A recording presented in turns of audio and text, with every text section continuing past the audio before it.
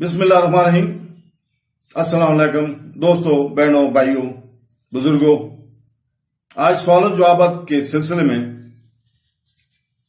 ہم حجر اسود کا ایک سوال ہے کہ حجر اسود کالا کیوں ہے؟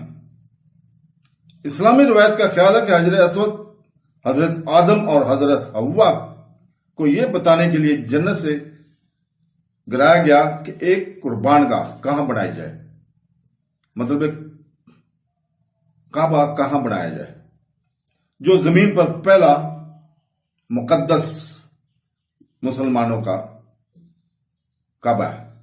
مسلمانوں کا عقیدہ ہے کہ یہ پتھر اصل میں خالص اور چمکدار سفید تھا، لیکن ہزاروں حاجیوں کی گناہوں کو جذب کر کے سیاہ ہو گیا، جنہوں نے اسے بوسہ دیا اور چھو لیا، لیکن اس کے بعد اسے چھونے والے لوگوں کے گناہوں کی وجہ سے سیاہ ہو گیا۔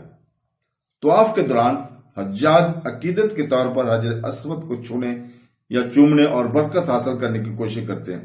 حجر اسود کو چومنے یا چھونا واجب نہیں بلکہ اختیاری ہے۔ یہ اللہ کی عبادت اور سنت رسول صلی اللہ علیہ وسلم کی پیروی کا عمل سمجھا جاتا ہے۔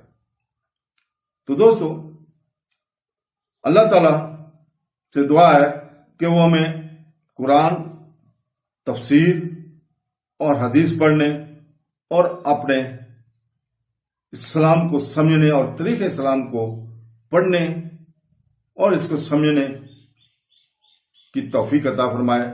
آمین ثم آمین۔ اللہ حافظ۔